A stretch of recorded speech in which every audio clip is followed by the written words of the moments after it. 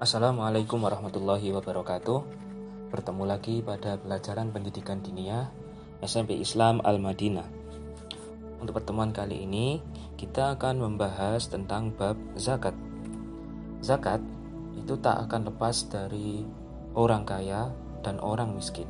Orang kaya, orang yang memiliki banyak harta benda, memiliki kewajiban untuk mengeluarkan sebagian hartanya yang diberikan kepada orang yang fakir miskin maupun orang yang terlilit banyak hutang. Zakat secara bahasa memiliki makna membersihkan, berkah, atau berkembang. Namun secara istilah adalah harta yang dikeluarkan untuk diberikan kepada golongan yang berhak menerima zakat, seperti orang fakir, orang miskin, orang yang terlilit banyak hutang, dan lain-lain sebagainya.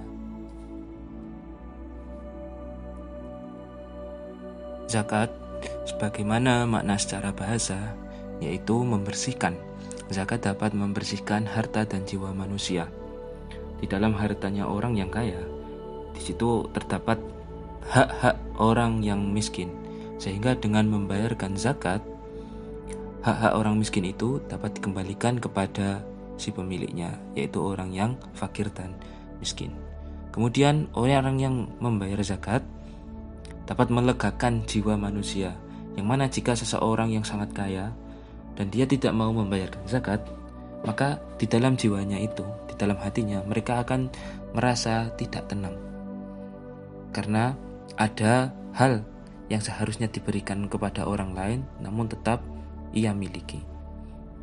Kemudian berkah orang yang selalu membayar zakat, hartanya akan dilimpahi keberkahan oleh Allah Subhanahu wa taala dan tumbuh dan berkembang. Orang yang menunaikan zakat secara rutin, hartanya akan terus bertambah, bertumbuh dan berkembang. Zakat ada dua macam, yaitu zakat mal atau harta benda, kekayaan, serta yang kedua zakat fitrah. Yang pertama, zakat mal atau kekayaan, harta benda, wajib dikeluarkan oleh orang Islam yang merdeka yang hartanya mencapai nisab. Nisab adalah batas minimal harta yang jika telah tercapai maka wajib mengeluarkan zakat.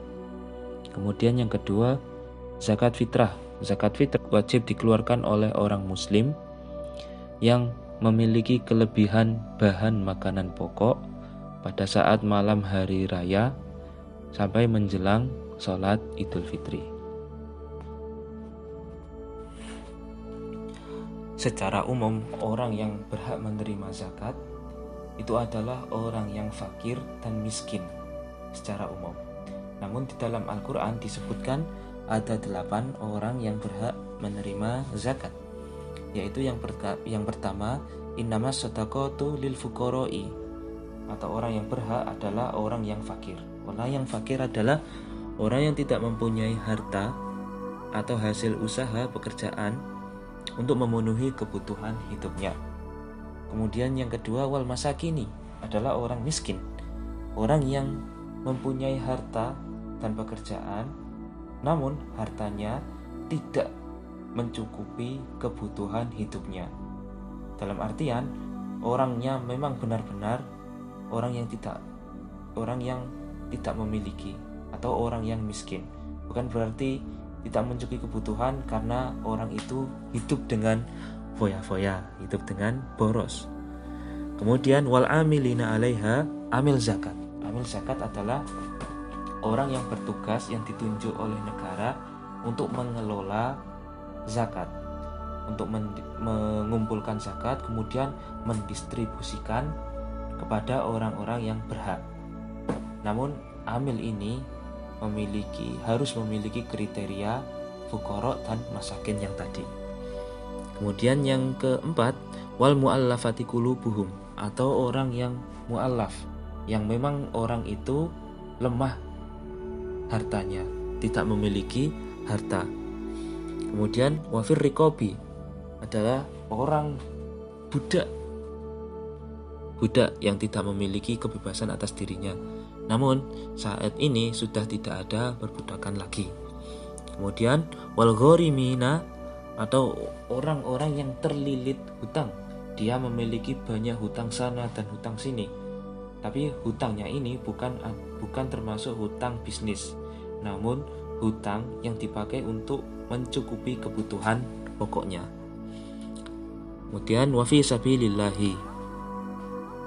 Wa fi sabilillahi adalah orang yang berjuang di dalam jalan Allah, yaitu membela agamanya Allah.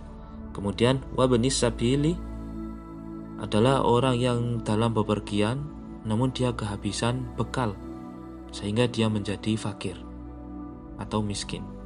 Maka ke orang-orang itu secara umum orang yang berhak menerima zakat adalah orang yang tidak memiliki harta atau fakir dan miskin. Dan yang lebih diutamakan adalah orang fakir miskin yang ada di sekitar kita. Ada beberapa benda yang wajib dikeluarkan zakatnya. Namun di dalam kitab Al-Mabadi Al-Fiqhiyah Juz 3 ini disebutkan ada 4 harta yang wajib dikeluarkan zakatnya, yaitu yang pertama adalah hewan ternak yang meliputi sapi, kambing, kerbau, unta, dan lain-lain. Kemudian emas perak yang sebagai simpanan, berarti bukan termasuk emas perak perhiasan yang mubah bagi seorang wanita. Kemudian yang ketiga adalah harta dagangan, dan yang terakhir adalah pertanian atau makanan pokok. Dari keempat benda ini, seseorang tidak serta-merta wajib mengeluarkan zakat. Namun, seseorang diwajibkan mengeluarkan zakat jika memenuhi syarat-syarat yang nanti akan disebutkan. Secara umum, syarat yang paling dahulu adalah mencapai nisab.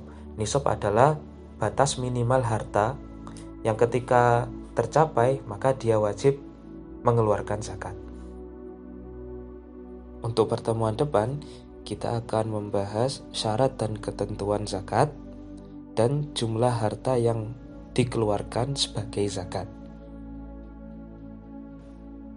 Demikian yang bisa saya sampaikan. Semoga kita bisa menjadi orang yang memiliki kewajiban untuk membayar zakat mal. Itu artinya kita menjadi orang yang sangat kaya. Akhirul kalam, wassalamualaikum warahmatullahi wabarakatuh.